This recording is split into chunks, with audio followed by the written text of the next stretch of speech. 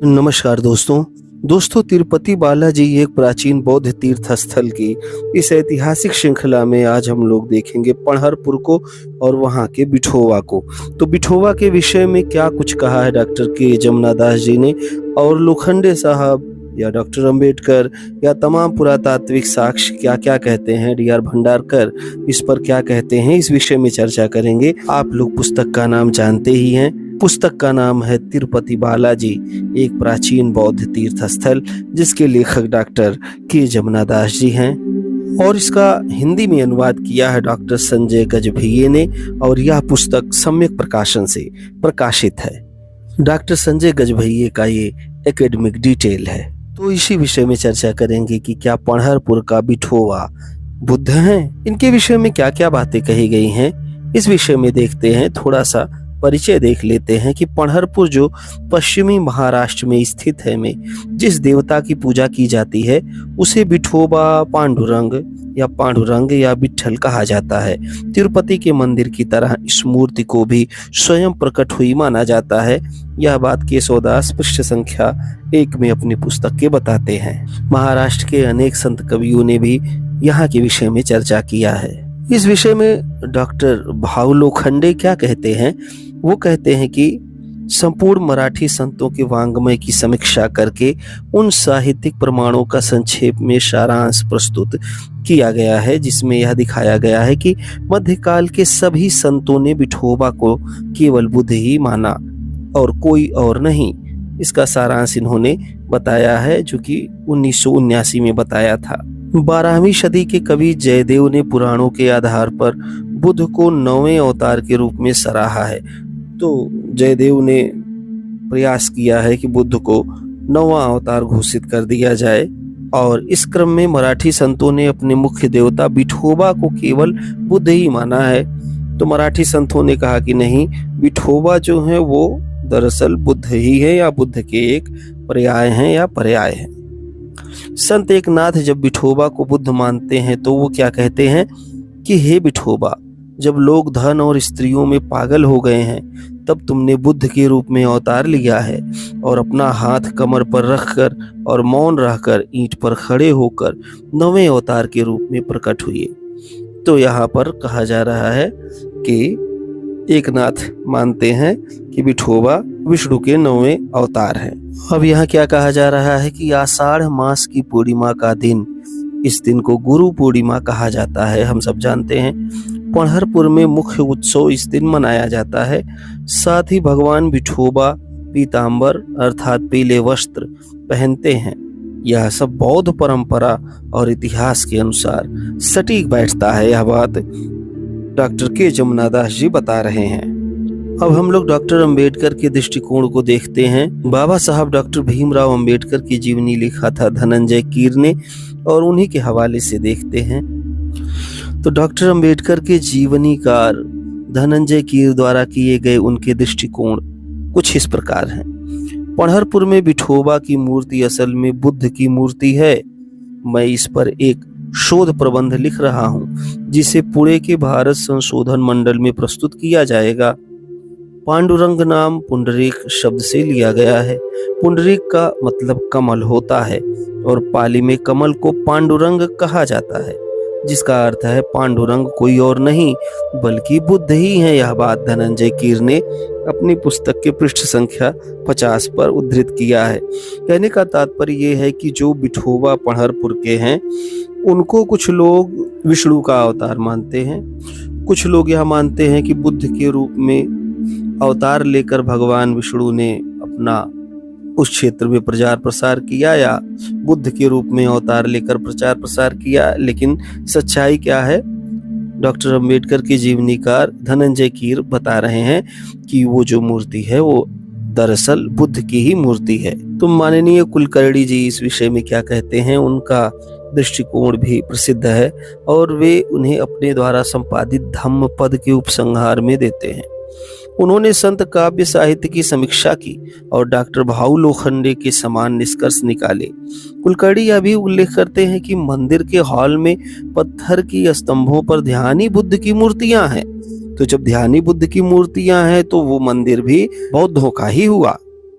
वे आगे कहते हैं कि प्रसिद्ध पश्चिमी विद्वान जॉन विल्सन ने अपने मेमोरीज ऑन द केवल टेम्पल में प्रमाण दिया है कि यह मंदिर बौद्ध विहार था। यह बात कुलकर्णी साहब 1978 में बताते हैं। तो जॉन विल्सन के हवाले से ही सही, कुलकर्णी साहब ने कहा कि बिठोवा का मंदिर बौद्ध विहार था। जब हम अभिलेखी साक्ष्यों की चर्चा करते हैं, भंडारकर साहब क्या कह रहे हैं कि पुरातात्विक दृष्टिकोण से माननीय आर.डी. भंडारकर द्वारा 2 शिलालेखों का उल्लेख किया गया है।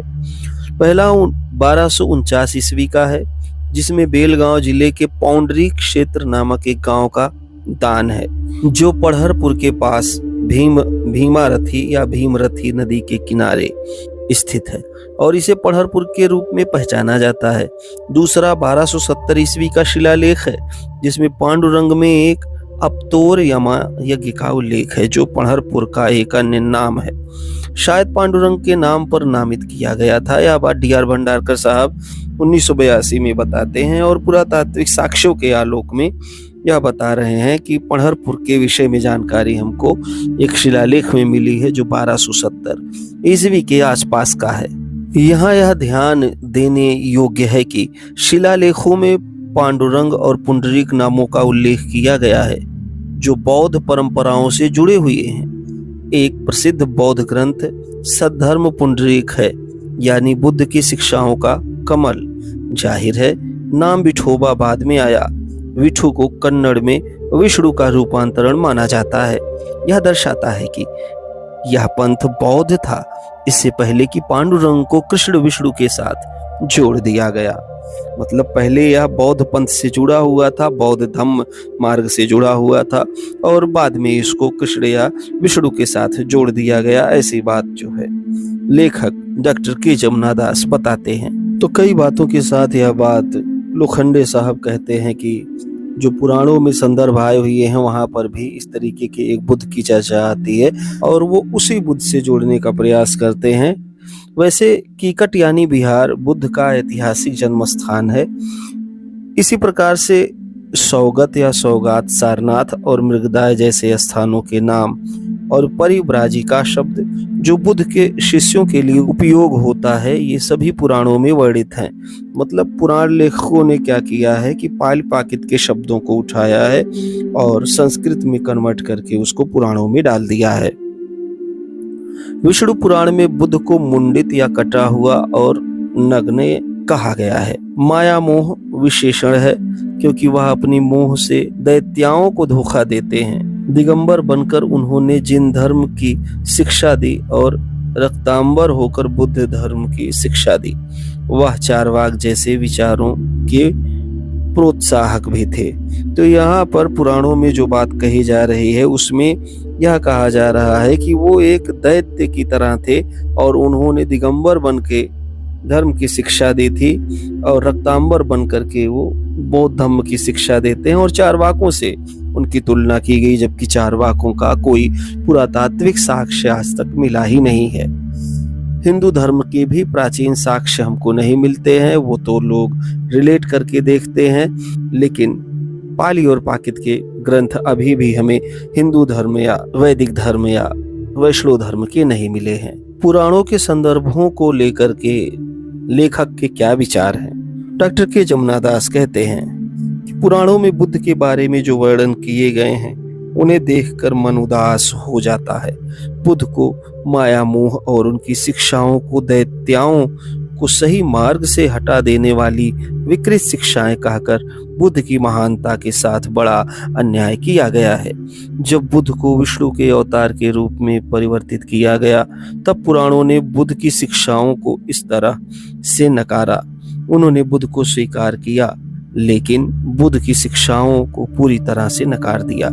इस संदर्भ में मेरु तंत्र का एक श्लोक महत्वपूर्ण है, जिसमें कहा गया है कि जो विप्र या ब्राह्मण वैदिक मार्ग से भटके हुए हैं, कुंडक अवनत जाति के लोग जिनके पास वैदिक संस्कार नहीं है, जो गलती से म्लेच्छ बन गए हैं, गोलक कायस्थ आदि, वे विष्णु के बुद्ध अवतार में शरण लेकर मोक्ष प्राप्त कर सकते हैं। तो यहाँ पर बुद्ध की शिक्षाओं को नीचा दिखाने का प्रयास किया गया है और यह कहा जा रहा है कि बुद्ध जो है लोगों को भटकाने का काम कर रहे थे, जबकि सच्चाई ये है कि बुद्ध लोगों को सही मार्ग दिखाने का कार्य कर रहे थे। आगे के विचारों को देखते हैं तो पुराणों में बुद्ध के बारे में जो अपमानजनक टिप्पणियां की गई हैं, उन्हें जानने के बावजूद संत कवियों ने बुद्ध की प्रशंसा क्यों की? वे अवलोकन करते हैं, हमें यह नहीं भूलना चाहिए कि हमारी परंपरा में प्रायः कुछ भी नष्ट नहीं होता, वह बस नाम और रूप बदलता है। महाराष्ट्र वह भूमि थी जहां लगभग 1500 वर्षों तक बुद्ध के अनुयायी रहे थे। नामदेव से पहले कोई भी पर्वत श्रृंखला ऐसी नहीं थी जहां बौद्धों ने अपनी गुफाएं नहीं खोदी।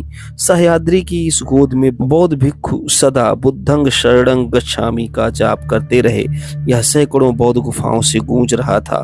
अहिंसा और करुणा के महान सिद्धांत मराठी भूमि के प्रत्येक कण में गूंज रहे थे। राजकुमारों से लेकर कारीगरों तक हर कोई इन बिना घर वाले भिक्षुओं की सेवा में थे, जैसा कि कई शिलालेखों में दिखता है। इन भिक्षुओं का सम्मान करने के लिए विभिन्न गांवों और कस्बों में नवजात बच्चों का नाम भिकोबा और भिकुबाई रखा जाता था। यह सोचना कि 10-15 शताब्दियों का यह प्रभाव केवल एक वैदिक विद्वान के प्रभाव से समाप्त हो गया, इतिहास के दृष्टिकोण से गलत होगा। इसके विपरीत उन्हें प्रच्छन्न बौद्ध कहकर अपमानित किया गया। यह बौद्ध प्रभाव इतना गहरा था। इसके विषय में 235 पृष्ठ में अपनी पुस्तक की वो बताते हैं और कहते हैं कि यह अंतिम टिप्पणी स्पष्ट रूप से आदि शंकराचार्य की ओर निर्देशित करती है। बुद्ध का धर्म जो इस भूमि पर 10-15 शताब्दियों तक फला फूला, जब वह 12वीं-13वीं सदी में चला गया, तब उसने यहाँ करुणा का अपना पात्र छोड़ दिया और संत कवियों ने भक्ति की अपनी विभिन्न धाराओं को इस प्रमुख धारा में मिलाया ताकि इसे एक मजबूत भाती धारा के रूप में बनाए रखा जा सके।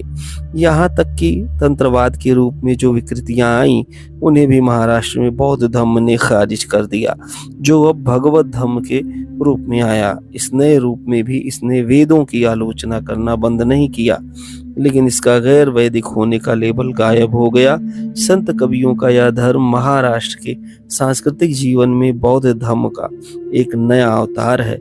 यही महान युगांतर है, युग का महान परिवर्तन।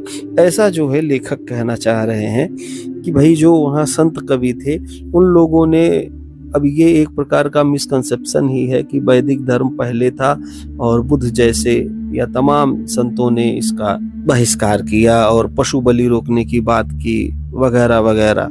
सच्चाई ये है कि वैदिक काल के साक्ष्य हमको पुरातात्विक दृष्टिकोण से नहीं मिलते हैं और कोई भी वैदिक संहिता या वैदिक ग्रंथ हमें पाली पाकित में लिखा हुआ नहीं मिलता, धम्म लिपि में लिखा हुआ नहीं मिलता। इंडस सिविलाइजेशन के बाद यदि यह आया था तो इंडस लिपि में होना चाहिए था, ऐसा कुछ नहीं है।